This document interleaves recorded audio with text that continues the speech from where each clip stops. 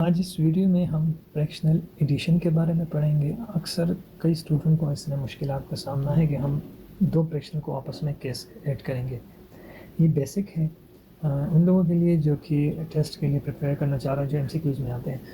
अब हमने इसके दो टाइप्स हैं।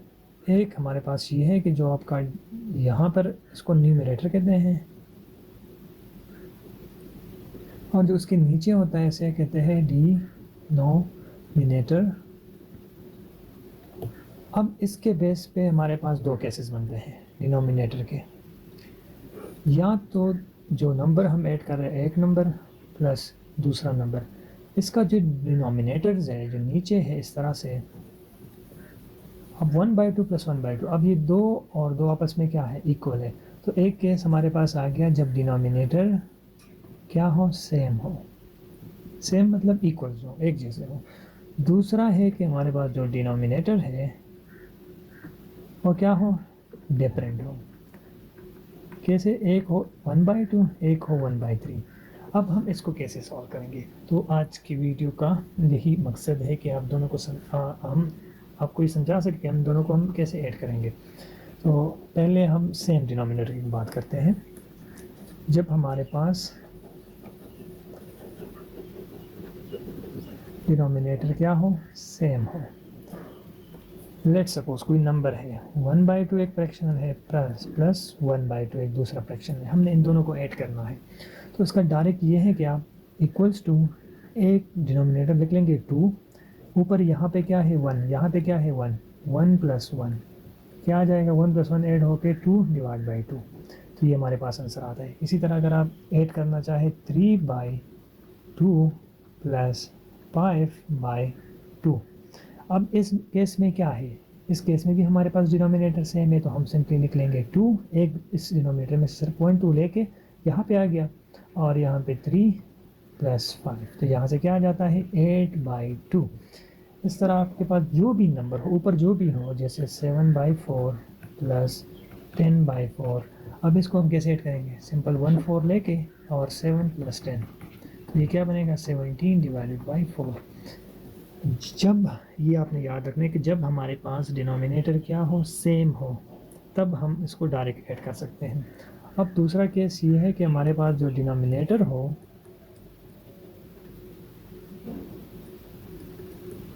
वो क्या हो, डिफरेंट। लेट्स सपोज अब हमारे पास एक नंबर है 1/2 + 1/3। अब हम इसको कैसे सॉल्व करेंगे। अब तो हमारे पास हम डायरेक्ट इसमें से एक नहीं लिख सकते इस तरह डिवीजन में कि हम 2 या 3 को एक लेके और बाकी ऊपर को ऐड करें। तो इसके लिए तरीका यही है कि हमने, एक तरीका तो ये है कि हमने डिनोमिनेटर को सेम करना है।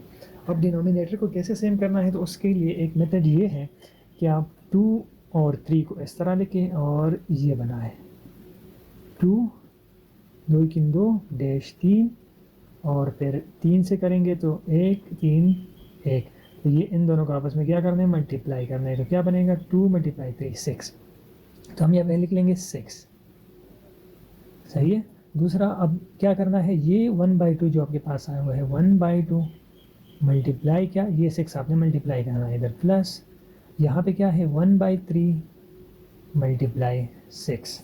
तो यहाँ से क्या बनेगा, अब हमारे पास नीचे तो 6 हमने बना दिया, अब यहाँ पे क्या बनेगा 2 3 2 2 3 6, और इस 3 1 के साथ मल्टीप्लाई होगा 3 बनेगा, प्लस 3 3 3 3 2 6 और 2 3 2, हमारे पास क्या बनेगा 5/6।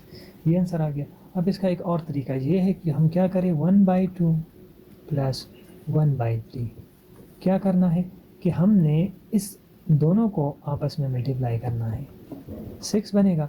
अब इस 3 को इस 1 के साथ मल्टीप्लाई करना है, प्लस इस 2 को 1 के साथ मल्टीप्लाई करना है, तो क्या बनेगा 3 + 2/6 which is equal to 5/6। Same answer आ गया। तो ये डिफरेंट टेक्निक्स है जो आपने यूज़ करने हैं इसके लिए। अब हम एक और नंबर लिखते हैं, लेट्स सपोज 2/3 + 5/2। अब हमने इसको कैसे ऐड करना है, तो सबसे पहले ये एक मेथड अप्लाई करते हैं कि हमने इसको क्रॉस मल्टीप्लाई करना है। तो हम 2 और 3 और 2 को आपस में मल्टीप्लाई करेंगे तो हमारे पास आ जाएगा 6, 3 मल्टीप्लाई टू 6 आ गया। अब हमने इस 2 को उठा के इसके साथ मल्टीप्लाई करना है, तो ये क्या बनेगा 4, प्लस इस 3 को उठा के इसके साथ मल्टीप्लाई करना है तो क्या बनेगा, 5 3 15, हमारे पास आ जाएगा 19 डिवाइडेड बाई 6। अब जो दूसरा हमने इसके लिए मेथड यूज़ करना है वो ये है कि हमने डिनोमिनेटर वाले को उठा के 3 2 यहाँ से 3 से करेंगे तो 1 2 2, यहाँ से हमारे पास ये क्या आएगा 6। तो हम क्या करेंगे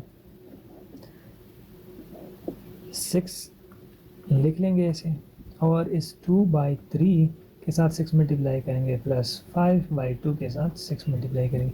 अब ये एक जनरलाइज मेथड है, अगर आप इसको सीख सकते हैं तो ये आपके लिए फ्यूचर में भी बेनिफिशियल होगा। यहाँ से हम क्या करेंगे 3 1 3 3 2 6।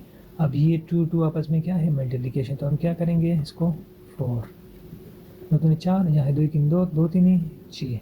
अब 5 और 3 आपस में क्या है मल्टीप्लिकेशन, 5 3 15 प्लस 15 डिवाइडेड बाई 6। यहाँ से हमारे पास फिर अगेन आ गया 19/6, ये हमारे पास आंसर आ गया। अब आप कोई भी नंबर फ्रैक्शन नंबर ऐसे ऐड कर सकते। अच्छा, अक्सर यही आता है कि 1/2 प्लस 6 को कैसे ऐड करें। एक तो फ्रैक्शनल है लेकिन दूसरा फ्रैक्शन नहीं है, लेकिन जो दूसरा नंबर है वो असल में फ्रैक्शन है। कैसे, जब यहाँ पे हम 6 लिखे तो इसके नीचे क्या है 1, तो अक्सर हम 1 नहीं लिखते इसलिए हम ऐसे लिखते हैं। अगर किसी नंबर के नीचे ऐसे 0 आ गया तो ये हमारे पास क्या है इन्फिनिटी अनडिफाइंड, इसमें इसका मैथ्स में कोई मतलब नहीं है। अगर ऊपर 0 आ जाए नीचे कोई नंबर हो तो इसका मतलब है ये 0 है। अच्छा, अब यहाँ पे नीचे तो 1 है ना, हमारे पास इसका डिनोमिनेटर 1 है, इसका 2 है, तो ये डिफरेंट डिनोमिनेटर है तो हम वही अप्लाई करेंगे। इस 1 2 और 1 को आपस में मल्टीप्लाई करेंगे 2 बनेगा। अब इस 2 को इसके साथ ये वाला मल्टीप्लाई करेंगे इधर और यहाँ पर ये मल्टीप्लाई करेंगे तो ये क्या बनेगा 1 प्लस 2 छके 12 विच इज इक्वल टू 13/2। ये हमारे पास आंसर आ गया। तो ये अगर आपके एग्ज़ाम में आता है कि इस तरह 12 प्लस 5/2, तो अब कैसे इसको ऐड करेंगे, तो यहाँ पे आपने सिंपल 1 लिखना है और फिर डिनोमिनेटर आपस में मल्टीप्लाई करना है। ये 2 1 2 और इस 2 को उठा के इधर मल्टीप्लाई करते हैं 12 × 2 प्लस 1 × 5, तो यहाँ से आ जाएगा 12 2 24 जमा 5 6 5 divided by 2 which is equal to 29 divided by 2। Next video में हम एक और कॉन्सेप्ट के साथ मिलेंगे।